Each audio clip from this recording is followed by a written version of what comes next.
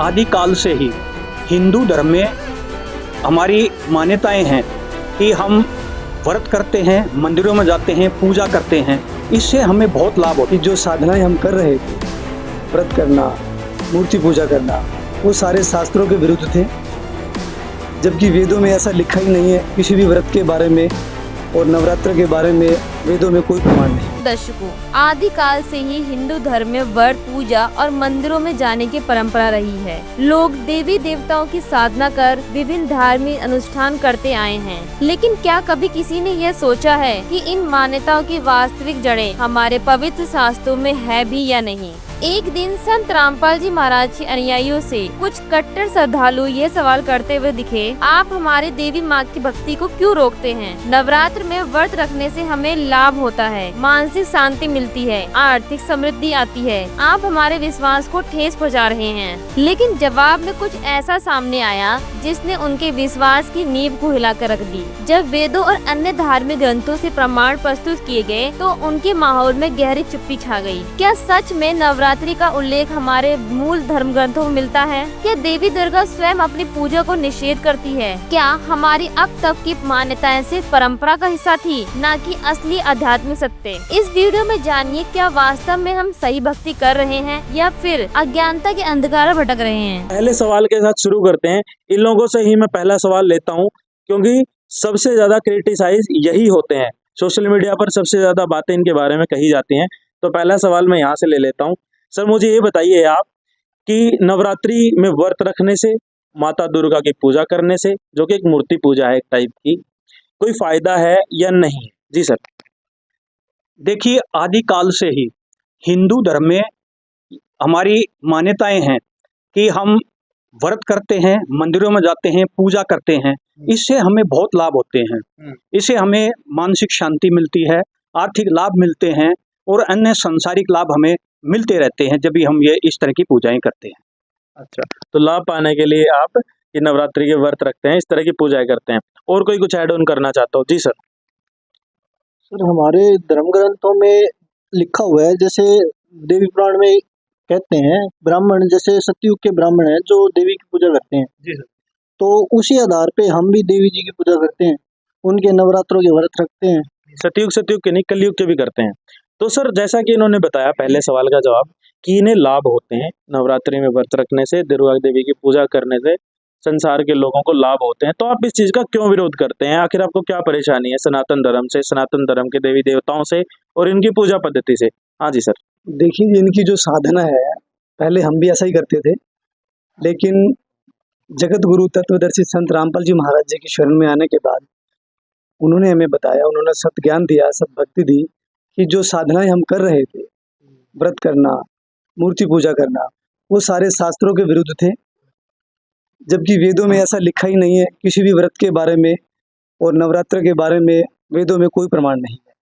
तो मैं तो यही कहूँगा जी कि ये जो साधनाएं कर रहे हैं, कृपया अपने वेदों को खोलें, उनको चेक करें, वो देखें उनके अंदर के अगर कहीं प्रमाण है नवरात्रों का, तो हम भी इनका समर्थन करेंगे जी।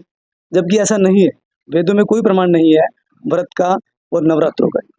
आप ये तो मानते हो सर कि बहुत सालों से नवरात्रों की प्रथा चली आ रही है? बिल्कुल मानते हो जी। तो सर, क्या आज तक किसी ने वेद नहीं खोल के देखे? ये तो बात हजम होने लायक नहीं है। बिल्कुल जी, आपने बिल्कुल सही कहा कि वास्तव में जो है ना जी, किसी ने भी वेदों की तरफ ध्यान नहीं दिया, और उनको वेदों का पूर्ण ज्ञान केवल तत्वदर्शी संत को ही होता है, और तत्वदर्शी संत एक समय में एक ही होता है। घुमा फिरा के अपने गुरुदेव पे ले आते हैं आप।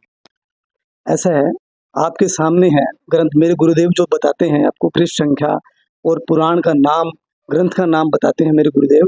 आप वो अपना वो ग्रंथ खोल कर देखें, चेक करें, फिर आप कहें कि मेरे गुरुदेव पे मैंने बात लेके आया हूँ घुमा के। मैं ये कह रहा हूँ कि मेरे गुरुदेव ने जो भी बात कही है वो प्रमाण सहित कही है, बिल्कुल सत्य है। आप अपने वेदों को खोलें, अपने ग्रंथों को खोलें, चाहे वो हिंदू धर्म है या मुस्लिम धर्म है या सिख है या ईसाई धर्म है, अपने आप धर्म ग्रंथों को खोलें और अपना चेक करें। तो आपके गुरुदेव सिर्फ हिंदू जो त्योहार है उनको क्यों टारगेट करते हैं? किसी और धर्म के त्योहारों पर कभी हमने बोलते हुए नहीं देखा उनको। जी। मुसलमानों पे भी करते हैं, जैसे कि बकरा ईद है, उस पे बकरे को हलाल करते हैं। परमात्मा कहते हैं, एक मुल्ला मस्जिद में एक पुकार बुक्का, इनमें कौन सा स्वर्ग में जागा, मारा ला गया धोखा। तो ऐसा कुरान के अंदर भी नहीं लिखा है कि हम बकरे की कुर्बानी दें।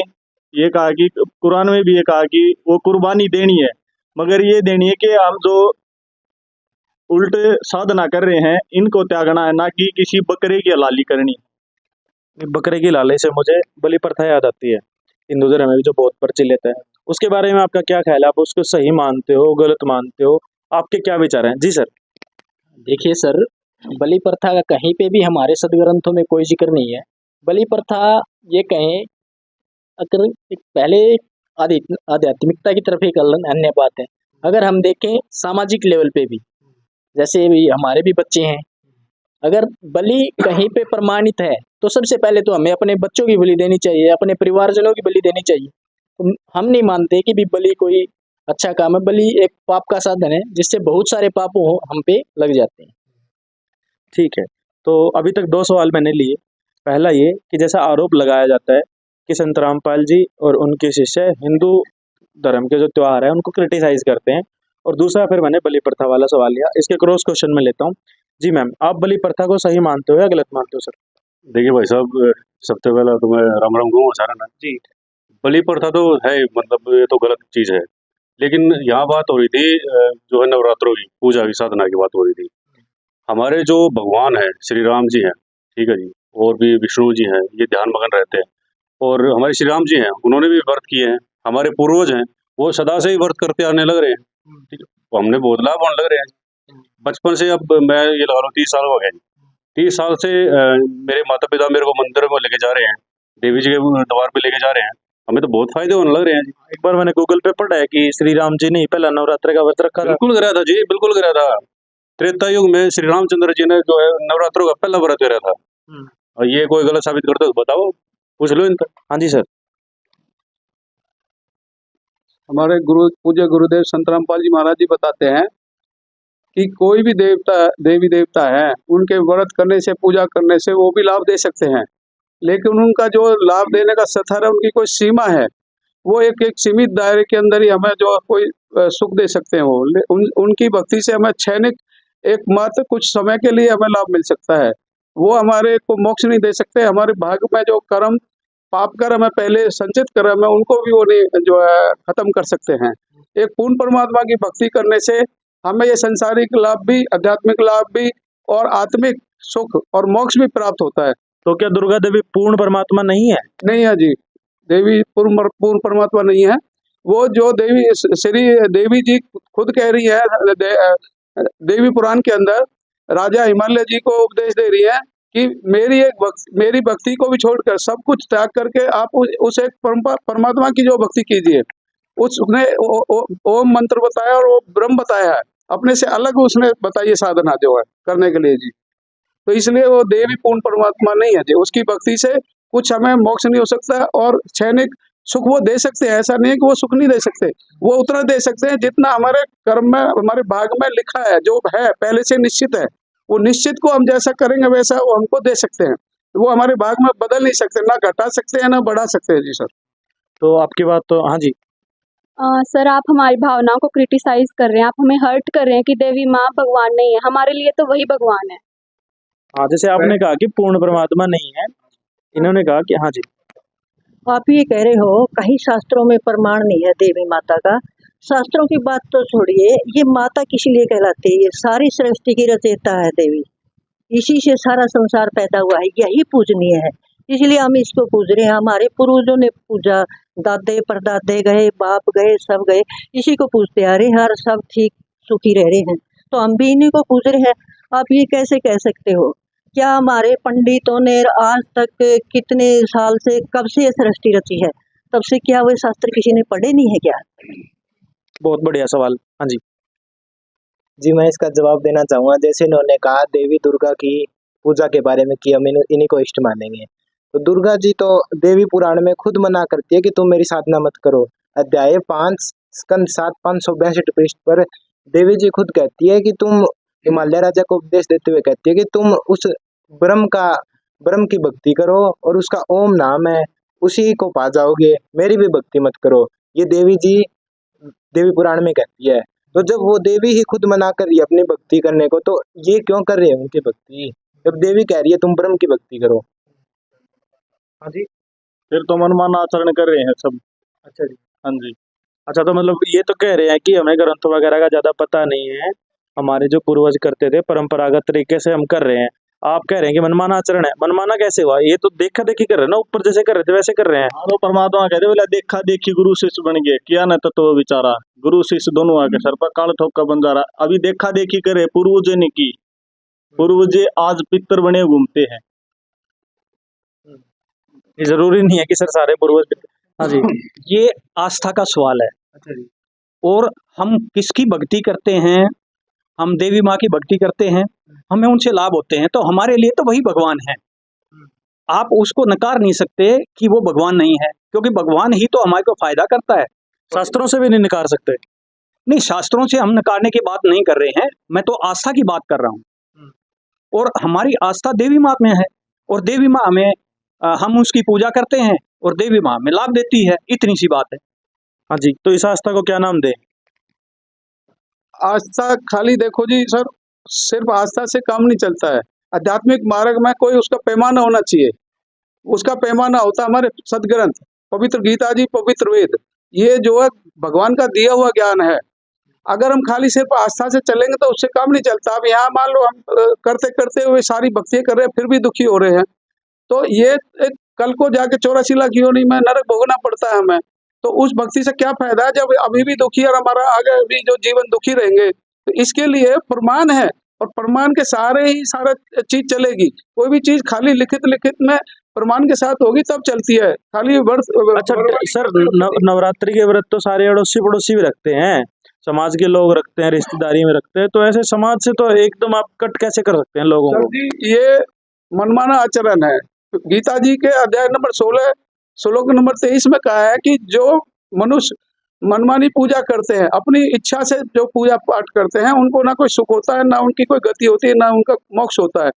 और ये जो संसार है, इसमें कहीं भी वेदों में, गीता में व्रत करने का या दुर्गा जी की भक्ति करने का या कोई पूजा करने का, तीर्थ करने का, व्रत करने का कहीं कोई प्रावधान नहीं लिखा है सर जी। ठीक है। हाँ जी सर। देखिए सर, मैं बताना चाहूंगा, ये जो बार बार भाई बोल रहे हैं कि व्रत करना कहाँ गलत हो गया, मैं आपको बताना चाहूंगा, पवित्र गीता जी में लिखा हुआ है, श्री कृष्ण जी अर्जुन को बता रहे हैं कि हे अर्जुन, मोक्ष न तो अधिक खाने वाले का, न कम खाने वाले का, न सोने वाले का, न ज्यादा जागने वाले का होता है। तो गीता जी तो यहाँ पे व्रत करने को साफ मना कर रही है। रही खाने की बात, तो खाना जितने शरीर को जरूरत होती है उसके हिसाब से लेना चाहिए। तो मैं नहीं मानता कि भी व्रत हमने करने चाहिए। दूसरे पवित्र ग्रंथ हैं जो हमारे सनातनी हिंदू धर्म के, तो वो भी इसको कहीं भी प्रोत्साहित नहीं कर रहे। आपकी बात में ज्यादा वजन है सर। हाँ सर। देखिए भाई साहब, बात हो रही है व्रत की, धर्म ग्रंथों की बात हो रही है। आज की डेट में हमारे भारत के अंदर, भारत को छोड़ो, नेपाल चले जाओ और विदेशों में चले जाओ, बहुत सारे ऐसे साधु संत हैं जी जो बिल्कुल ज्ञान देते, भगवान का ज्ञान देते हैं जी। इतने सारे मंदिर मस्जिद हैं जी, वैसे थोड़े ना है गवर्नमेंट, ऐसे थोड़े ना उन पे पैसा लगा रही है जी। हमारी धर्म की आस्था है, हमारे उन भगवानों के अंदर हमें लाभ हो रहे हैं, तभी तो लोग हम पूजा कर रहे हैं। पागल थोड़े ना, जितनी करोड़ जनता है जो भगवानों के दर्शन करने के लिए जा रही है। और सबसे बड़ी बात तो ये कि हमारे धर्म गुरु हैं जो ज्ञान देते हैं भगवानों का, बताते हैं इस भगवान की पूजा करनी चाहिए, इस देवी की साधना करनी चाहिए, बताते हैं जी, बिल्कुल बताते हैं जी सर। यही तो विडम्बना है सर। बार बार ये सुनने को मिलता है कि हमारे जो पवित्र सनातनी हिंदू धर्म के ठेकेदार बने हुए, मैं उनको गुरु नहीं कहूंगा, नकली गुरु कहूंगा, क्योंकि उन्होंने हमें आज तक के जो हमारे पवित्र सदग्रंथ है वो खोल के ही नहीं दिखाए। अगर हमारे सदग्रंथ खोल के वो दिखाते तो आज हमें पता चल जाता है ये बेकार की जो परंपराएं हम डो रहे हैं ये आज नहीं डोते। तो मैं सरासरी ये जो हमारे पवित्र हिंदू धर्म के ठेकेदार बने हुए हैं इन पे ब्लेम करूंगा, और यहाँ पे बिल्कुल कहूंगा, क्योंकि जो पवित्र सदग्रंथ है वो संत रामपाल जी महाराज जी ने खोल के दिखाए हैं। और रही व्रत करने की बात, तो इसके बारे में भी संत रामपाल जी महाराज ने हमारे पवित्र सदग्रंथ खोल के एक नहीं अनेक को प्रमाण दिए हैं जिसमें व्रत करने को मना कहा गया। नवरात्रि की बात चल रही है सर, आपने शास्त्रों का हवाला दिया, आपने देखा होगा जैसे जागरण होते हैं, जो माता के जागरण होते हैं मोहल्लों में, पार्कों में, वहां पर भी पुराण का पाठ किया जाता है, 3-3, 4-4 दिन तक कथा चलती है। देखिए सर, पाठ का किया जाता है बिल्कुल, लेकिन वो पढ़ने से और समझने में फर्क होता है। वहां पे केवल संस्कृत पढ़ाई जाती है। अच्छा जी। और उसका मीनिंग हमें बताया जाता है कि ये करने से ये फल मिलेगा, ये करने से ये फायदा होगा। लेकिन संत रामपाल जी महाराज जी ने पहली बार पवित्र हिंदू धर्म के सभी सदग्रंथ खोल के हमें बताया है कि भी अगर हमें सतभक्ति करनी है, हमें पूर्ण मोक्ष चाहिए, परमात्मा से मिलने वाले लाभ चाहिए, तो हमें हमारे सदग्रंथों के अनुसार सतभक्ति करनी पड़ेगी, जो हमें संत रामपाल जी महाराज जी ने दी है। ठीक है, हाँ जी सर।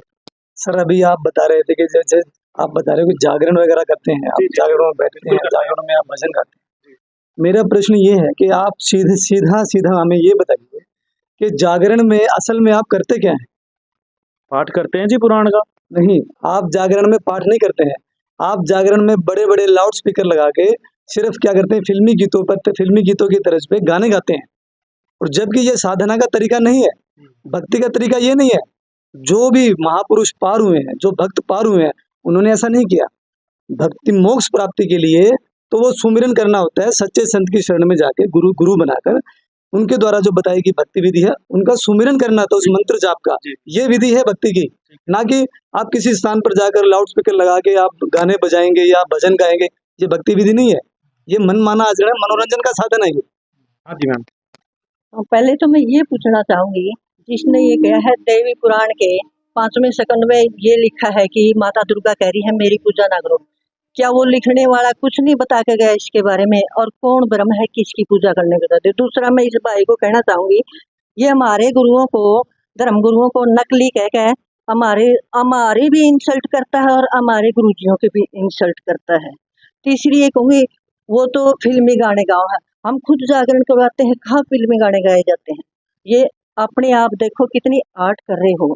इसका मतलब आप लोगों ने क्रिटिसाइज करने का, देवी देवताओं को पूजने का ठेका ले रखा है। कठोर सवाल है सर। हाँ जी। अभी मैं बता रहा हूँ, माता जी ने एक प्रश्न किया कि हम जागरण में हम फिल्मी गाने नहीं गाते हैं, जागरण करते हैं। मैं माता जी सीधा पूछना चाह रहा हूँ, माता जी आप जागरण में करते क्या हैं असल में आप? जी मैम बताइए। हम देवी माता के भजन कीर्तन करते हैं, जिससे देवी माता खुश होती है। नहीं सर, ये साधना का तरीका नहीं है। जो भी भक्त पार हुए हैं उन्होंने ऐसा नहीं किया, बल्कि उन्होंने मंत्र साधना की है, मंत्रों से सिद्धि होती है। ठीक है जी, आप किसी भी देवी देवता की भक्ति करनी है, आप उसका जो पर्टिकुलर जो मंत्र है वो उसको साधें, आप उसका जाप करें, उसका सुमिरन करें, श्वास के साथ सिमरन करें आप। ये गाने बजाने से परमात्मा नहीं मिलता, ऐसे नहीं। भरत ये भी अच्छा है। हाँ जी। देखिए सर, रही धर्मगुरुओं के अपमान करने वाली बात, तो हमने किसी भी धर्मगुरु का कोई अपमान नहीं किया है, क्योंकि मैंने ऐसा इसलिए कहा है क्योंकि ये हमने ऑथेंटिकेट करके देख लिया है। जो हमारे पहले धर्मगुरु थे संत रामपाल जी महाराज जी से पहले, जिनका काम होता है, एक टीचर का एक वास्तविक काम क्या होता है, जो हमारे सिलेबस में, जो सब्जेक्ट में जो भी विषय है उसकी सही जानकारी देना। जबकि हमारे पवित्र जो सदग्रंथ है उनकी जानकारी हमारे नकली गुरुओं ने हमें दी ही नहीं। वो हमें केवल संस्कृत में सुनाते रहे, हमें उनका मीनिंग ही नहीं पता, तो फिर हम कैसे कह पाएंगे कि भी ये सही बता रहे हैं। दूसरा ये भी है, अगर वो सही बताते तो जैसे आप जिस सुनते हैं कि देवी पुराण में देवी दुर्गा खुद कह रही है कि भी ब्रह्म की साधना करो, ब्रह्म का मंत्र ओम है। और ब्रह्म के पास हम जब जाते हैं पवित्र गीता जी में, तो ब्रह्म बताता है कि भी अगर आप ओम का सिमरन करेंगे तो आप ब्रह्म लोक में जाओगे, और ब्रह्म लोक में गए हुए प्राणी वापिस लौट के इस मृत लोक में आते हैं और जन्म मरण में रहते हैं। और उन्होंने खुद ब्रह्म ने ये कहा है कि भी अगर आपको पूर्ण मोक्ष चाहिए, जन्म मरण से छुटकारा चाहिए, तो आपको एक ऐसे संत की खोज करनी पड़ेगी।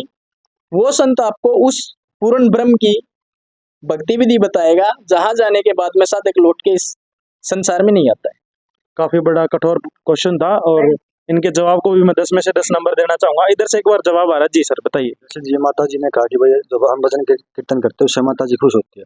माता जी भजन कीर्तन करने से खुश नहीं होगी, उनका यथार्थ मंत्र है। अगर हम उस मंत्र को सतगुरु जो सच्चा गुरु होता है, उस मंत्र को देने वाला अधिकारी, उस अधिकारी संत से अगर वो मंत्र लेके भक्ति साधना करेंगे तो वो माता खुश होगी। और आज के समय वो सच्चा संत जो हर देवी देवता का यथार्थ मंत्र दे रहा है वो संत रामपाल जी महाराज। ठीक है। हाँ जी भाई साहब, ऐसा है, जो संत रामपाल जी महाराज हैं ये तो अभी आए हैं।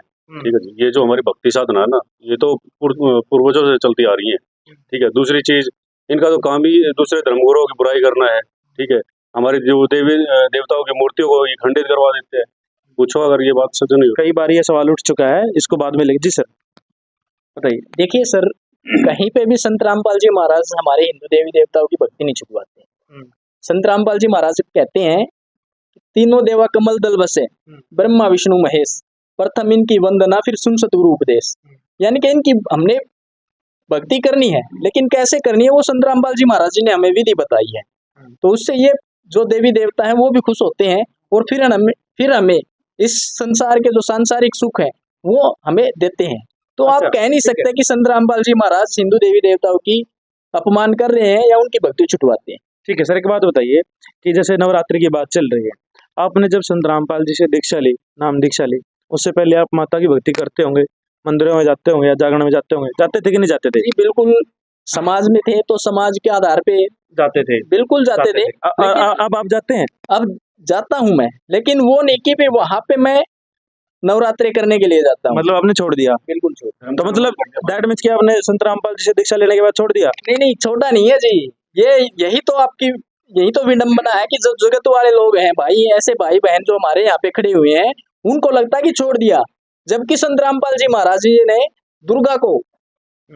दुर्गा को खुश करने के लिए जो उनका सही मंत्र है वो हमें समझाया, वो हमें दिया है। अब जाके मुझे पता लगा कि पहले जब मैं नवरात्रि करता था या फिर वैष्णो देवी या कहीं अन्य धाम पे जाता था, उनका तो कोई मुझे फल ही नहीं मिल रहा था, उनका मुझे कोई लाभ नहीं हो रहा था। तो अब आप क्या महसूस करते हैं? बिल्कुल, अब जो संत रामपाल जी महाराज जी ने मुझे भक्ति विधि दी है, उससे जब मैं दुर्गा जी का जो मंत्र है वो करता हूँ तो मुझे बहुत सुख मिलता है और देवी भी इससे बहुत खुश होती है। जी, तो यहाँ से मैं सवाल लेना चाहूंगा। जी सर। सर, इन्होंने ये बोला कि मैं पहले भक्ति करता था देवी देवताओं की, उनका हमें लाभ नहीं हुआ, लेकिन हमें तो सुनने में आता है कि जैसे अभी नवरात्रे हैं और उसमें व्रत करते हैं, वो पहले जैसे मनोकामना लेके व्रत करते हैं उसका, और वो मनोकामना पूरी भी होती है उनकी, और पूरी भी होती है, मैंने देखी भी है जी। और ये कहते हैं कि पूरी नहीं होती, और पहले खुद भी करते थे और कहते थे कि पूरी नहीं होती, और उनकी कैसे पूरी हो रही है जो हो रही है, और जो कह रहे हैं कि हमारी हो रही है पूरी। हाँ जी सर, आपका सवाल। जी, तो नमस्कार जी, मेरा नाम अनिल कुमार है जी, मैं हिसार से आया हूँ। मेरा सवाल ये है जी, सबसे पहले तो संत रामपाल जी महाराज जी के अन्याय से ये मुझे तो ये लग रहा है जी, ये सनातन जो धर्म है उसके खिलाफ कोई प्रोपेगेंडा चला रही, क्योंकि इनके नए नए तर्क जो हिंदू धर्म पर एक प्रश्न चिन्ह खड़ा करते हैं कि ये पूजा साधना न मत करो, ये मत करो, पूजा जो भी है व्रत वगैरह मत करो, जैसे नवरात्रि के बारे में बोल रहे हैं। अभी इन्हें ये नहीं पता होगा पुराने ग्रंथों के अनुसार, जैसे ये एक माता आती है, उसका प्रकरण आता पुराने ग्रंथों के अनुसार, माता सोमती, उसके जो पतिदेव थे उनका कुष्ठ रोग माता जी ने 7 दिन का व्रत करने के अनुसार है ना प्रसन्न होकर ठीक कर दिया था। तो ये जो कह रहे हैं ना कि मतलब माता जी की भक्ति से कुछ नहीं लाभ होता, तो उनको जो आज भी वर्तमान में भी कर रहे हैं उनको भी लाभ है और उनको भी हुआ, उनको देख के कर रहे हो। अब आप ये बताओ। ठीक है, 2 सवाल हो गए, दोनों के एक एक करके जवाब लेते हैं। जी सर। सबसे पहले इन्होंने कहा कि पौराणिक कथा है, ये ऐसे ऐसे हजारों लोगों के लाभ, ऐसे ऐसे जिन्होंने इन्होंने बताया भी कुष्ठ रोग उनका ठीक हो गया। सोमती देवी का नाम लिया इन्होंने। ऐसी ऐसी हजारों सोमती देवी संत रामपाल जी महाराज जी के आश्रम में आपको प्रत्यक्ष मिलवा सकते हैं, जिनको ऐसे ऐसे कैंसर तक के रोग जिनके ठीक हो चुके हैं। तो वो जो देवी है वो लाभ तो देती है, लेकिन उसका लाभ बिल्कुल क्षणिक है, वो आपको परमानेंट सॉल्यूशन किसी चीज का या फिर मोक्ष नहीं दे सकती। ठीक है, एक सवाल का जवाब। जी सर। इन भाइयों ने बोला है कि संत रामपाल जी महाराज सनातन धर्म का जो है क्रिटिसाइज करते हैं। जी। संत रामपाल जी महाराज असली सनातन धर्म के हितैषी हैं। असली सनातन धर्म का जो है प्रचार प्रसार संत रामपाल जी महाराज करते हैं। सनातन धर्म वेदों से शुरू होते हैं, वेद जो यथार्थ ज्ञान है, और संत रामपाल जी महाराज जो है शास्त्र अनुकूल साधना दे करके सनातन धर्म का प्रचार प्रसार कर रहे हैं, जिसको करने से हमें यहाँ भी कोई हमारा रोग है। अब वेद में जो परमात्मा का जो गुण है, परमात्मा की जो महिमा है कि परमात्मा अपने साधक के सभी रोगों को भी दूर कर सकता है, और अगर वो रोगी मृत्यु को भी चला गया है तो उसको भी ला करके वो वापस उसको जीवन दान दे सकता है परमात्मा, और मोक्ष भी देगा परमात्मा। ठीक है सर, ठीक है। और जबकि ये नकली धर्मगुरु है ना जी, जबकि ये नकली धर्मगुरु ये कहते हैं कि कर्म का फल तो भोगना ही होगा, और हमारे चारों वेदों में लिखा है ये चीज, जो पूर्ण परमात्मा है वो साधक के असाध्य से असाध्य रोग को समाप्त कर देता है और उसकी आयु बढ़ा देता है। ठीक है सर, विषय पर आ जाते हैं। आपके जवाब पर एक सवाल उठा था, आपने कहा कि मैं पहले माता की भक्ति करता था, मुझे कोई लाभ नहीं हुआ, मैं उन्हें मंत्र जाप करता हूँ, मुझे काफ़ी फायदा मिल रहा है। उन्होंने कहा कि जैसे पहले माता की भक्ति करने से पहले, नवरात्रि से पहले एक मनोकामना सेट कर ली जाती है कि जी ये मेरी इच्छा है और ये मेरा हो जाएगा तो मैं ये कर लूंगा, ठीक है, तो उनको लाभ हो जाते हैं। तो इसको आप कैसे नकारोगे? देखिए सर, बिल्कुल ये आप बिल्कुल नहीं कह सकते कि माता की भक्ति करने से ही या माता के नवरात्रि करने से ही वो सुख उनको मिले हैं। वो उनके पूर्व के जन्मों में किए हुए पुण्य कर्म के हैं, जिनकी वजह से वो उनको अब लाभ मिल रहा है। हाँ सर, ये तो आपके पूर्व जन्म के किए हुए अच्छे कर्म भी हो सकते हैं जिनकी वजह से आपको फायदा हुआ, ना कि माता की वजह से। फिर ये तो क्रॉस क्वेश्चन उनके ऊपर भी आ सकता है जी कि आपके पुण्य कर्म पीछे वाले हो गए इसलिए आपको अब लाभ हो रहा होगा। हाँ जी सर। देखिए सर, ऐसे बहुत सारे प्रमाण संत रामपाल जी महाराज जी के आश्रम में आपको मिल जाएंगे, जो हमारे हिंदू धर्म के नकली धर्म गुरु कहूंगा मैं, जिनके पास जाके वो थक चुके थे, डॉक्टरों के चक्कर काट के थक चुके थे, डॉक्टरों ने जिनका एंडिंग टाइम तक दे दिया था, वो यहाँ पे आने के बाद सत भक्ति प्राप्त करके उनको लाभ मिला, उनको जीवन दान मिला, कैंसर तक बीमारियां थी जो ठीक हुई है। तो आप ये कैसे कह सकते हैं कि भी यहाँ पे अगर उनको लाभ मिलना होता तो पहले ही मिल जाता। ठीक है, काफी तरक सही उत्तर है जी। मैम बताइए। मैं ये पूछना चाहूँ भाई, एक तो ये नकली नकली नकली नकली करके ना नकली धर्मगुरु हो, कितनी आर्ट पहुँचा रहे हैं। धर्मगुरु बहुत है, संत रामपाल जी तो कहलाए हैं। इनसे पहले कितने 150-200 साल पहले राधा स्वामी, व्यास डेरा, सरसा, आसाराम बापू, कितने धर्मगुरु, उनने तो कदे नहीं कहा इस तरह की बात है, और ये इसी बात कहाँ है। ये क्या इसका क्या जवाब है सर? सर जी, गुरुओं की पहचान उसके ज्ञान से होगी, और ज्ञान जो है जो गीता जी और वेद आधार होंगे, तभी जो है सतगुरु की, अच्छे गुरु की, सच्चे गुरु की पहचान होती है। तत्वदर्शी किसी को नकली कहना कहाँ तक सही है सर? आप अपना ज्ञान बताइए, वो अपना ज्ञान बता रहे हैं। सर जी ठीक है, लेकिन ऐसा होता है कि जैसे मान लो एक असली नोट है, नकली नोट है, उसका जो कुछ प्रचार प्रसार उसको बताना पड़ेगा, तभी तो उसकी गुणों के आधार से ही तो पहचान कर सकते हैं किसी की। तो तत्वदर्शी संत की जो पहचान है वो गीता जी ने बता रखी 15वें अध्याय के पहले श्लोक में, कि संसार रूपी जो वृक्ष है और उसका जो उल्टा जो वृक्ष है, उसकी जो जड़ से लेकर जो तना डार सारे वृक्ष की जो है पहचान उनके भागों को बता देगा, वो तत्वदर्शी संत होगा। और तत्वदर्शी संत ही के जो हमारे को तत्व ज्ञान दे सकता है। तो इसलिए आप उनको नकली कहते हैं कि उन्होंने खोल करके नहीं दिखाया। सर जी, हाँ जी सर जी, उनका कोई प्रमाण नहीं है, उनका ज्ञान का कोई आधार नहीं है। जबकि सनातन धर्म कहलाते हैं, सनातन धर्म का आधार तो वेद और गीता होने चाहिए नहीं। जबकि जो भी धर्मगुरु हैं, जितने भी धर्मगुरु हैं, वो जो है तत्व ज्ञान उनके पास नहीं है, वो अपना मनमाना जो बता रहे हैं हमको जो। ओके हाँ जी मैम। अब मैं बताता हूँ आपको, इन्होंने कहा कि आप कुतर्क कर रहे हो, मैं आपको तर्क देता हूँ। आप अपना जो शिव पुराण है उसको खोलिए, उसमें संक्षिप्त शिव पुराण रुद्र संहिता को खोलिए, 6ठा अध्याय, जो पुराना संस्करण है उसका पेज नंबर 101, जो नया संस्करण है उसका पेज नंबर 121। उसमें लिखा है कि ब्रह्मा जी अपने पुत्र नारद जी को बताते हुए कहते हैं कि उन काल रूपी ब्रह्म ने शक्ति यानी दुर्गा के साथ एक शिवलोक नामक लोक की स्थापना की, उसे काशी भी कहा जाता है। वहां पर वो दोनों विचरने लगे और निर्वाण धारण करने लगे। उनके बाद उनके मन में एक पुत्र उत्पन्न करने की इच्छा हुई, तो उन्होंने एक पुत्र की उत्पत्ति की, जिसका व्यापक होने के कारण विष्णु नाम विख्यात हुआ। इसी तरह उन्होंने बाद में ब्रह्मा जी और शिव जी की उत्पत्ति की। इससे क्या सिद्ध होता है कि दुर्गा जी का पति काल ब्रह्म है, तो पति सिद्ध हो गया। इसके अलावा गीता जी अध्याय 14 श्लोक 3 से 5 में भी ये सिद्ध होता है कि ये प्रकृति जो है ना, ये इन सब की माता है और मैं इनके गर्भ में बीज स्थापित करने वाला पिता हूँ, तो उसका पति सिद्ध हो गया। ठीक है, तो काफी प्रमाणों की तो काफी लंबी फहरिस्त है इनके पास जी। आपके हिसाब से आप कह रहे हो कि इनके पति हैं, तो इनके तो माता पिता भी होने चाहिए देवी माँ के, तो क्या इनके कोई माता पिता भी हैं? जी सर। देखिए, जैसा कि आपने कहा कि माता पिता, जहाँ तक की बात है, ब्रह्मा विष्णु महेश के माता पिता सिद्ध हो गए, देवी और काल ब्रह्म। अब इनके माता पिता कौन है? वो पूर्ण परमात्मा, पूर्ण परमात्मा कबीर साहिब, जिनको परम अक्षर ब्रह्म भी कहा जाता है, और इनके अलावा इनको सतपुरुष भी कहा जाता है। इनके द्वारा इनकी उत्पत्ति हुई। अब इस चीज का प्रमाण कहाँ पर है? कबीर साहिब जी अपने कबीर सागर में इसके बारे में पूरा एक वर्णन देते हैं कि अब मैं तुमसे कहूँ चिताई त्रिदेवन की उत्पत्ति भाई। ज्ञानी सुने सो हृदय लगाई, मूर्ख सुने तो गम ना पाई। माँ अष्टंगी पिता निरंजन, ये जमदारुण वंश मंजन। पहले की निरंजन राई, पीछे से माया उपजाई। यानी पहले निरंजन राई मतलब पहले इस निरंजन को मैंने अपने शब्द से उत्पन्न किया, पीछे फिर माया उपजाई, फिर इसके बाद दुर्गा की उत्पत्ति की।